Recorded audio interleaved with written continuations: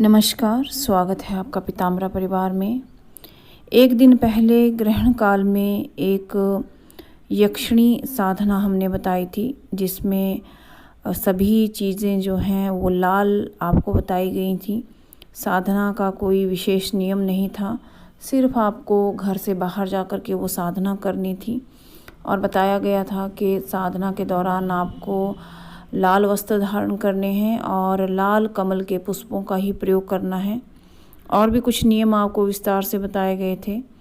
तो एक साधक ने कल वो साधना ग्रहण काल के समय संपन्न की और आज सुबह ही उन्होंने अपने अनुभव हमें व्हाट्सएप किए हैं। एक दिवसीय साधना थी, तो रात को ही उन्होंने इसे संपन्न कर लिया। वैसे बता दें कि ये जो ग्रहण काल था, इसका विशेष प्रभाव इंडिया में नहीं देखा गया था। भारतवर्ष में इसका कोई विशेष प्रभाव नहीं था। बाहर के देशों में कुछ प्रभाव देखे गए हैं और इसी कारण से ये ग्रहण काल जो है इतना ज़्यादा प्रबल नहीं था। ग्रहण काल में इन साधक ने जो साधना की है उनके काफ़ी अच्छे अनुभव रहे हैं। अब हम उन्हीं से ही जानेंगे कि क्या वो यक्षिणी उनके सामने प्रत्यक्ष हुई या नहीं, क्योंकि मंत्र जप इन्होंने किया लेकिन कुछ चीज़ों की इनके पास कमी थी। जैसे माला का ये सही से उपयोग नहीं कर पाए, जैसे लाल कमल के फूल उपलब्ध नहीं हो पाए। बाकी इन्होंने जो ये साधना की सब कुछ ठीक था, मगर ये अपने जो अनुभव बता रहे हैं कुछ हैरान करने वाले भी हैं। बाकी आप खुद ही जान लीजिए कि क्या इन्हें उस यक्षिणी के प्रत्यक्ष दर्शन हुए हैं या नहीं। आइए सुनते हैं इन साधक के अनुभव। नमस्ते गुरुजी, मैं आपका शिष्य पश्चिम बंगाल से बोल रहा हूँ। आपने जो साधना दिया था, एक दिवसीय साधना, वो मैंने सिद्ध किया या नहीं, थोड़ा बता दीजिए। हमने घर से निकलते वक्त हनुमान जी का मंदिर गया और वहाँ हनुमान जी का जो ये सिंदूर है वो अपने तिलक पे तिलक बना के लगाया और वहाँ चला गया। और जैसे साधना शुरू किया तो हमने साधना शुरू करने से पहले एकदम पे, हमारा तो आदत है कि आंख बंद करके हम हनुमान चालीसा पढ़ते हैं, तो आंख बंद करके हनुमान चालीसा पाठ करने लगे एकदम पे। तो हमें ऐसे ही दिखा आंख बंद करके कि हमारा सामने जो है वहाँ नदी है और नदी के ऊपर देख रहे हैं कि पंचमुखी हनुमान जी खड़ा है, हाथ पे विशाल अस्त्र शस्त्र और विशाल रूप है उनके। तो हमने एक लगातार वो किया। करने के बाद हमें आपने जिस तरीके से कहा लाल मिठाई 4 दिए भोजपत्र, वैसे मैंने किया, 4 लगाया। और उससे पहले भोला बाबा, माँ शक्ति और गणपति बापा और गुरुदेव शुक्राचार्य सबका मैंने आवाहन किया और भैरव बाबा का भी किया। इन सबका करने के बाद मैंने साधना में बैठ गया और 4 दिए जैसे जला रहा था जला दिए। 4 दिए जलाने से पहले तेज हवा प्रवाह होने लगा। फिर भी हम गणपति बापा का नाम लेते हुए हम सारे दिए जला दिया। जलाने के बाद हमने माला जाप करना शुरू किया। माला जाप करना शुरू किया तो 500 माला जैसे पार हुआ वैसे एक दिया बुझ गया। ठीक है, फिर उसी रेखा में और एक दिया 500 माला जैसे पार किया वैसे उसी रेखा में और एक दिया बुझा। फिर तीसरे रेखा में और एक माला पार किया तो तीसरे रेखा में पूछा। चौथे मतलब 24 मतलब 2000 में 2000 माला में 2000 बार जाप में हमारा 4 माला बुझ गया। अब बचा 100 और 100 बचा। 100 भी मैंने पूरा किया। उसके बीच हमें इसके जो जाप करने के बीच हमारा सर में कुछ अजीब सा प्रेशर लग रहा है और अंदर से मतलब शरीर के अंदर से बड़ी बेचैनी और मतलब अजीब सा लग रहा है, एकदम छटपटाहट लग रहा है जैसे लगता है कि अंदर में आग जल रहा है। बहुत तकलीफ हो रहा था। और हाथ ऐसे लग रहा था कि कोई पकड़ रहा है मेरा हाथ, एकदम भारी सा। हाथ का जो रिस्ट है वो भारी सा लग रहा था और भारी सा लग रहा था। और उसके बीच में हमें एक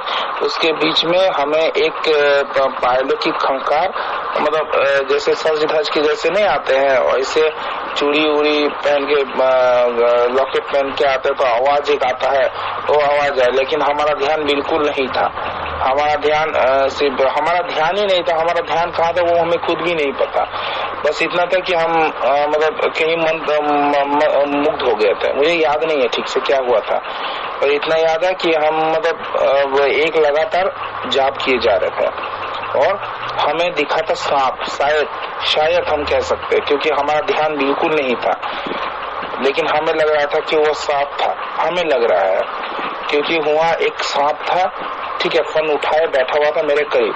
हमने जब हल्का नजर घुमाया तो वहाँ से एक पूंछ दिखाई दिया, लंबा सा एक पूंछ दिखाई दिया, लेकिन फन उठा के सांप बैठा हुआ था, सफेद रंग का सांप बैठा हुआ था, बिल्कुल सफेद दूध जैसा, एकदम दूध जैसा सफेद सांप दिखाई दिया हमें। तो फिर हमने आखिरी में जब ये 100 माला हो गया, 100 माला जब होने वाला था, तब हमने सोचा कि गुरुजी ने कहा था कि ऐसा होगा, ऐसा तो कुछ भी नहीं हुआ। तो हमने क्या किया, आंखें बंद कर लिया। तो आंखें बंद करके हम ढूंढने शुरू किए। तो हमारे पीठ के ठीक थोड़ा कॉर्नर साइड का तरफ, मतलब मेरे कान के पीछे से आवाज आया था, वो उधर से आने का आवाज हुआ। तो जिस तरफ से आने का आवाज वो आया था उसी तरह साइड में खड़ा था, पीठ के पीछे थोड़ा साइड करके, मतलब शोल्डर के साइड में। उनके पैर ही हम देख पाए, उनके ऊपर हम देख नहीं पाए कौन था, लेकिन बेहद ही खूबसूरत था और वो लाल साड़ी पहने हुए थे। इतना ही हमें दिखाई दिया, उससे ज्यादा हमें दिखाई नहीं दिया। तो गुरुजी आप हमें और हमने रुद्रा, आपने जिस तरीके से बोला उस तरीके से मैं कर नहीं पाया, क्योंकि मेरे पास लाल कमल गट्टे का माला नहीं है। हम भोले बाबा का पूजा करते, इसीलिए लाल रक्त माला मेरे पास है नहीं। तो हम भोले बाबा का पूजा करते, मेरे पास रुद्राक्ष का माला है, और आपके दिए हुआ मेरे पास हल्दी का माला है। उसका भी मैं ठीक से माँ बगलामुखी की पूजा के लिए इस्तेमाल नहीं कर पा रहा हूँ, क्योंकि माँ बगलामुखी का साधना मेरा ठीक से हो नहीं पा रहा है। तो बात यह है कि आप बता दीजिए गुरुजी कि हम जो साधना किए हैं ये क्या सफल हुआ है या फिर नहीं, या आपसे बता दें तो अच्छा रहता। और गुरुजी आप ये बता दीजिए, ये साधना जो है मैं हर ग्रहण काल में इसी प्रोसेस के द्वारा कर सकता हूँ जिस प्रोसेस में आप कहे हैं? ये साधना जो है हमने एक दिन पहले ही आपको दी थी और बहुत सारे लोगों ने ये की है, लेकिन इनका ही अनुभव अभी हमारे पास आया है। बाकी लोगों का अनुभव जब आएगा तो वो भी आपके साथ शेयर करेंगे, क्योंकि बहुत सारे लोगों ने इस साधना में दीक्षा ली थी और ये पूछ रहे हैं कि क्या इन्हें दर्शन हुए हैं। तो निश्चित ही इन्हें दर्शन हुए हैं और इनकी जो भी इच्छा रही होगी, जिस इच्छा से इन्होंने ये साधना पूरी की है, वो इच्छा भी इनकी पूर्ण हो जाएगी। देवी के इन्हें प्रत्यक्ष दर्शन हुए थे, लेकिन क्योंकि साधना के बल में थोड़ी सी कमी रही है ऊर्जा में, इस कारण से ये पूरा स्वरूप उनका नहीं देख पाए। और ये जो देवी हैं ये शीघ्र प्रसन्न होने वाली देवी हैं। और दूसरा ये प्रश्न पूछ रहे हैं कि क्या ये इसकी नेक्स्ट सिटिंग ले सकते हैं। तो 21 जून को सूर्य ग्रहण है, सूर्य ग्रहण वाले दिन भी ये इसका एक बार फिर से प्रयास कर सकते हैं।